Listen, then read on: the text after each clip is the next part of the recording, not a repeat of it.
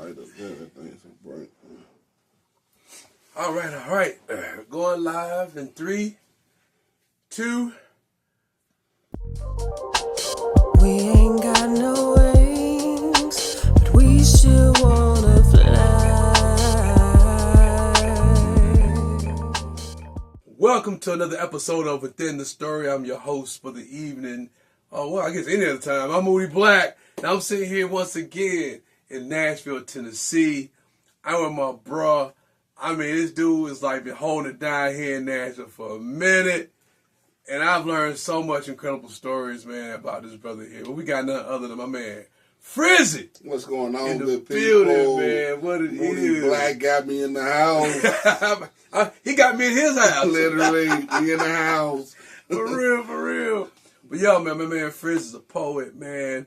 Former football talent, man. Been in the, I like to say community activist, man. His brother's so aware. We've had some of the dopest conversations. But let's delve into the poetry side of things.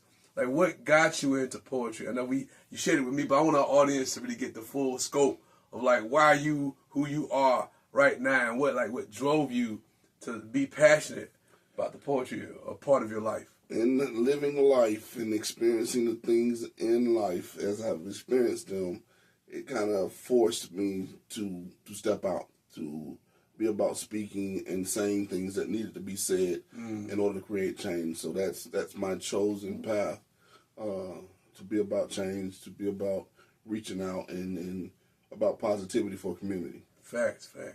When like was like your first poem written? At what age you were, and what inspired it? Age of first poem had to probably be middle school, and it was a girl. It's always a girl. It's always a girl. It was a girl. Definitely got to write the love poem, pass the note to her. I would tell her a brief story, but the girl that it's about, she's still real active in my life, and will probably beat me up for telling you all. But nevertheless, it was a love poem in probably the 6th grade. Okay, all right. So we started writing, man. But what inspired you to take it to the next level? Like, okay, I'm pretty good at this thing here. Let me see where I can go with it and start traveling a little bit. Explain that process to us. I've always, since birth, like I said, I grew up, I've been in the church, right? My father was a minister. So being in front of people, speaking in people has just been a part of my life. Even in acting on stage in high school, okay. I took on 2-star acting roles my junior and senior year. Went to college, even taking an acting class, and have acted in plays as an adult. So being on stage and being out there has already been part of what I've done in my life. It's just certain things at certain times as you're living life, different things cause you or inspire you to act and to be the activist that we need to be. And here I am. So in doing that, around 2015 was my actual first time going with poetry and taking it to the stage to be heard, have messages that I had to say to push out to the people. Well, you mentioned activism, man. Like, what really got you sparked inside that?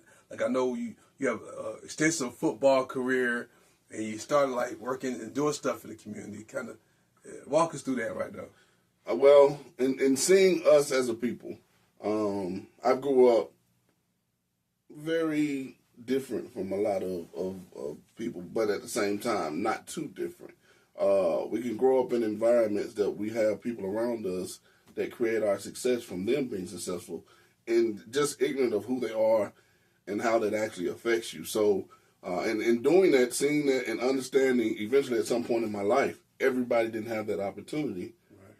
It makes me want to say and do the things that need to be done so that more people have that opportunity to do justice. So that's kind of like what forces me to do my poetry, to say the stuff that I need to say, to change the things that need to change and that need to be heard by a lot of people, oppressing accidentally and intentionally for better success for us as a people. My whole thing is really to change our perspectives and to make us better.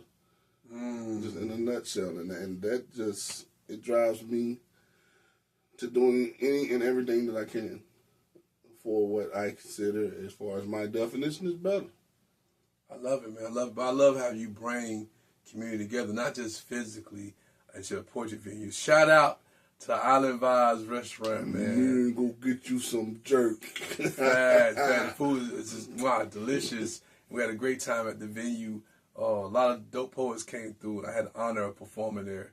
But also on the social media aspect, man, you not only you do the Poets Playground at a physical venue, but you establish a virtual presence as well, man. Like what prompted the Poets Playground virtually? And I know I talked to Poet and Spoken, like a lot of us, during the COVID sessions of our lives, we ended up starting these open mic things. But now break it down to us, like what prompted you to do the Poets Playground and still running, still going live on IG and other platforms? I honestly have to give credit to COVID. I really have to give the credit to COVID, because what was supposed to happen in my plans, Poets Playground was supposed to take off in 2020 March, and the date was set for the show to happen in Nashville, Tennessee. It was the very first show, and it was going to be put out as myself, Beata Lou, and another poet that you probably will know, Chavez. But Chavez, me, Beata Lou, as it came time for it to come around at the same time that COVID happened. And I just had to put out there in a poll, who still want to go and have the event? And the people was like, no.